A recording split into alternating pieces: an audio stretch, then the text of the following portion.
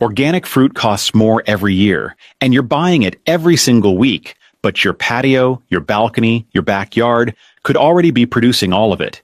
These trees manage themselves. They sense when a branch becomes a drain and shut it off. They shed fruit they can't support.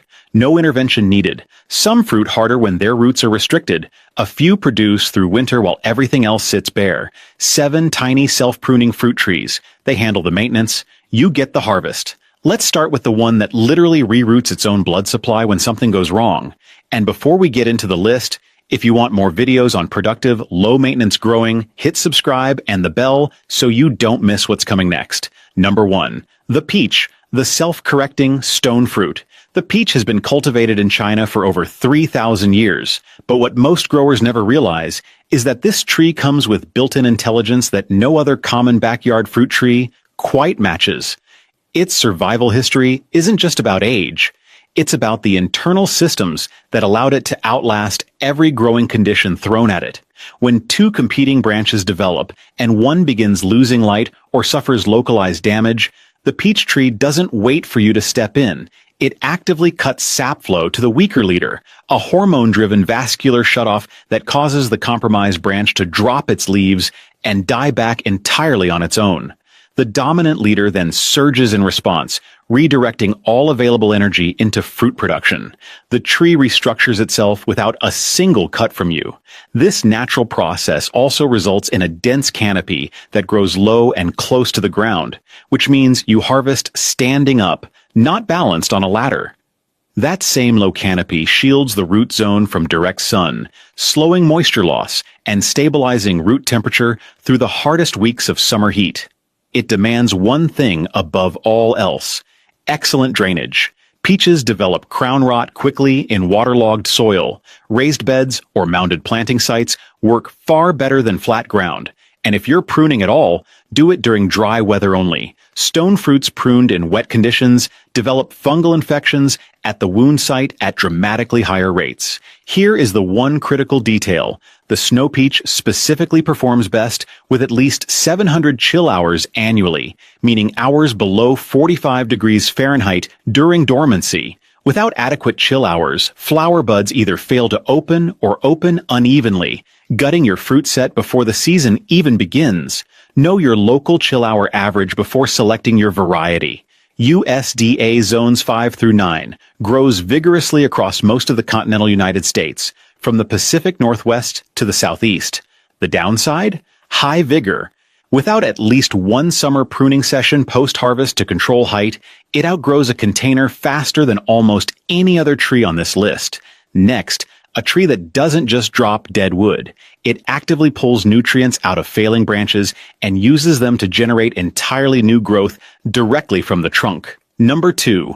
The apricot, the compact restructurer. The apricot is native to the mountain ranges of Central Asia, a climate defined by bitter winters, blazing dry summers, and soil that barely qualifies as soil by any modern standard. That origin matters because this tree's entire biology is built around harsh conditions and minimal support. Every self-regulating mechanism it carries was forged in an environment that offered no safety net. What sets it apart from other stone fruits is an unusually active nutrient reallocation system.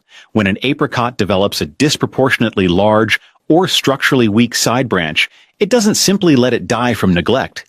It actively withdraws nutrients from that limb, accelerating its senescence while simultaneously pushing new adventitious shoots directly from the main trunk. The result is a naturally bushier, more compact architecture that emerges without any input from the grower. This self-directed restructuring makes the apricot one of the easiest stone fruits to keep productive in a confined space over many years. Dwarf selections in containers also benefit from root restriction. Confining the root zone physically signals the tree to reduce vegetative output and shift its energy toward flowering and fruit set. The container isn't a compromise. It's a management tool. It tolerates a wide range of soils, sandy loam, clay, and everything between as long as drainage holds. A pH range of 6.0 to 7.5 keeps it at its best. One firm rule: never prune an apricot during wet weather. The research is clear. It requires at least 48 consecutive hours of dry conditions After any cut to prevent fungal infection at the wound site, here is the one critical detail. Apricots bloom earlier than almost any other stone fruit. That early bloom is beautiful but dangerous. A single late frost after the flowers open can eliminate your entire crop overnight. Elevated planting sites, slopes, raised beds, hilltops, where cold air drains away rather than settling low, are strongly preferred over flat ground. USDA zones 5 through 9. The downside? That early bloom window is narrow and frost sensitive. Site selection matters more with apricots than with almost any other tree on this list. Get it wrong once and you lose an entire season. Next, 2 trees that manage their own fruit load with precision, dropping what they can't support before the weight ever becomes a structural problem. Number 3, key lime and Meyer lemon, the carbohydrate accountants. Citrus has been cultivated across subtropical Asia and the Mediterranean for over 4,000 years. But the biological behavior that makes these 2 varieties so well suited to small spaces wasn't mapped until modern research documented exactly how they regulate their own crop loads, and what they found is unlike anything seen in other common fruit tree families. Key lime and Meyer lemon don't rely on you to thin excess fruit. Each developing fruitlet draws carbohydrates not from the tree as a whole, but specifically from the 3 or 4 leaves immediately surrounding it on the branch. When multiple fruitlets compete within a tight cluster and the local leaf supply can't sustain them all, the tree makes the calculation itself. The weakest fruitlet's attachment point breaks down chemically, and it drops cleanly without tearing. This localized self-thinning prevents the overloading that collapses unmanaged trees and eliminates the biennial bearing cycle that plagues larger, less regulated varieties. Under environmental stress, extreme heat, sudden cold, or drought, these trees also shed leaves intentionally through hormonal self-defoliation, reducing their transpiration demand until conditions stabilize. They're not failing, they're conserving. Root restriction in a 12 to 15-inch container actively suppresses vegetative growth and redirects energy toward fruiting. Indoor container specimens benefit from hand pollination. A soft brush drawn across open flowers transfers pollen effectively and improves fruit set significantly in low airflow environments. Both varieties require fast draining, slightly acidic soil, pH 5.5 to 6.5. They are highly sensitive to cold, waterlogged root zones. Cold soil temperature, even without air frost, will shut down root function completely. Here is the one critical detail. Meyer lemon is a hybrid, a cross between a true lemon and a mandarin, which makes it significantly less acidic and considerably more cold tolerant than standard lemons. It can handle temperatures down to roughly 20 degrees Fahrenheit for short periods, making it viable in zones where true citrus cannot survive outdoors. USDA zones 9 through 11 in-ground. Both perform reliably year-round, as container plants brought indoors during winter in zones 4 through 8. Wow! The downside, neither tree tolerates freezing roots. In cold climates, containers must come inside before the first hard frost. Not after the damage is already done. Next, a tree so resistant to pests and disease, it requires virtually no structural management and still produces sweet fruit from the same planting for decades. Number 4, the persimmon, the no-drama producer. The persimmon has been cultivated in East Asia for more than 2,000 years, with some of the oldest documented orchards found in regions of China and Japan where summer heat is punishing and winter cold is severe. That dual tolerance is what makes it genuinely unusual among backyard fruit trees. It doesn't excel in one condition while compromising in another. It handles both extremes with the same consistency. It requires virtually no structural pruning. It doesn't throw water sprouts when left unpruned. It doesn't develop competing codominant leaders that need correction over time. Its natural growth habit is tidy and self-contained, a quality that is genuinely rare in any fruiting tree. The Altamont selection develops a naturally compact, upright canopy that fits small garden spaces without intervention season after season. What keeps it productive year after year is its pest and disease resistance. It is virtually immune to the fungal problems that plague apples, pears, and stone fruits. No spray schedules, no preventive treatments, no canker issues, just consistent annual fruit production from a tree that asks almost nothing. The fruit carries intense natural sweetness, higher sugar content than most common fruit tree crops, with a texture that shifts from firm and apple-like when eaten early to rich and custard-soft at full ripeness. It adapts to heavy clay, sandy loam, and a wide pH range from 6.0 to 7.5. Its drought tolerance, once established, is exceptional. Shallow watering discourages it.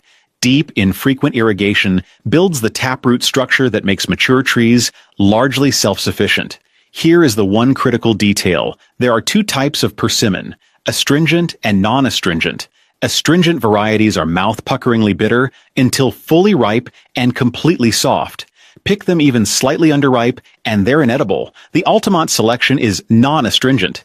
It can be eaten firm, directly off the tree, without waiting for full softening. Ha ha!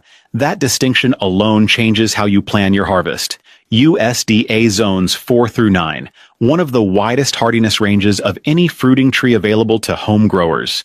The downside: fruit drop in the 2 weeks before full ripeness can be heavy. A light layer of organic mulch under the canopy cushions fallen fruit and gives you a second window to collect it before bruising sets in. Next, one of the oldest cultivated plants in human history, and a tree that actually fruits harder the moment you restrict its roots. Number 5. The fig, the container specialist.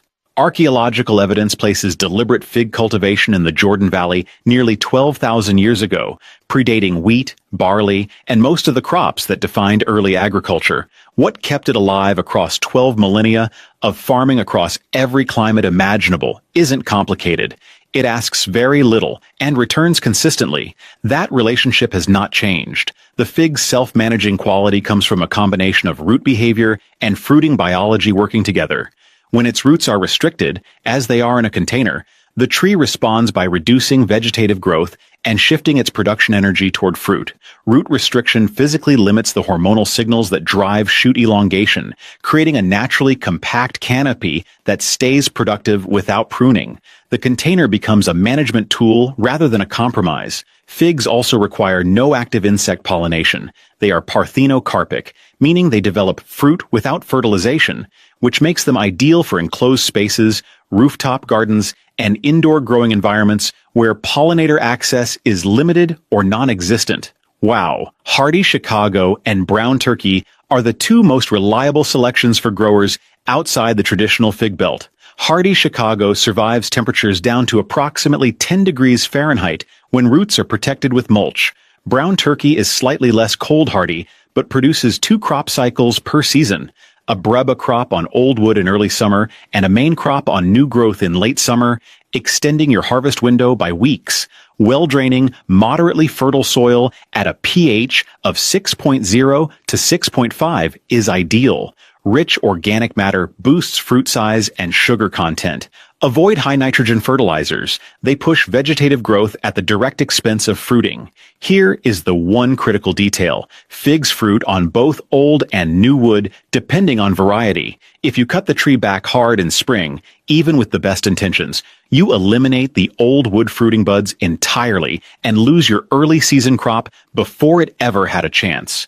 USDA Zones 6 through 10 in-ground. Hardy Chicago extends reliable production into Zone 5 with root mulching through winter. The downside: birds and squirrels target ripening figs aggressively. Netting the canopy in the 2 weeks before peak ripeness is the most effective protection available. Next, a dwarf tree with a documented biological safety mechanism that prevents its own branches from splitting under a heavy crop. Number 6. The dwarf plum.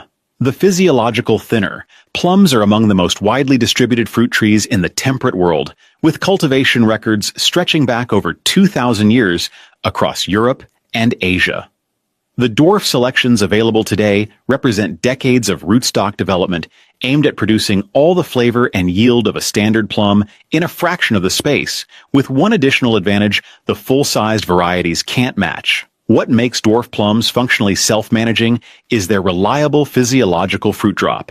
As immature plums develop and compete for carbohydrates in a heavy crop year, the tree actively upsizes excess fruitlets before their weight can stress the scaffold structure. This natural thinning prevents the kind of structural branch failure documented in unmanaged full-sized plum trees, failures that can split major limbs clean through and leave heartwood exposed to fungal decay for years. The dwarf variety resolves that risk internally before it ever becomes visible. Jubilee and Czar are both self-fertile, setting reliable crops without a pollination partner. Violetta also produces alone, but responds noticeably in both yield and fruit size when a compatible variety grows nearby. All three maintain a naturally compact growth habit on dwarfing rootstocks, staying within arm's reach throughout their productive life, making harvest genuinely manageable from ground level. Slightly acidic, well-draining soil at pH 6.0 to 6.5 is ideal. Elevated planting sites, slopes, and raised beds protect spring blooms from frost, which is the primary seasonal risk for early blooming plum varieties. Here's the one critical detail. Dwarf plums in containers require a minimum 24-inch pot and consistent soil moisture through the fruit sizing period. Irregular watering, particularly a long dry spell followed by a sudden heavy irrigation, causes the skin to split before harvest. Even deliberate moisture management through summer is not optional. USDA zones 4 through 9. The downside, in wet spring seasons, brown rot fungus can devastate the crop rapidly. Thinning fruit clusters to allow airflow and removing any mummified fruit left over from the previous season dramatically reduces infection risk season to season. Next, a tree that fruits in its second season in a container resists the disease that destroys most other pear varieties and stays compact without ever needing a pruning schedule. Number 7. The dwarf pear, the low drama finisher. The cultivated pear traces its origins to the temperate forests of Central Asia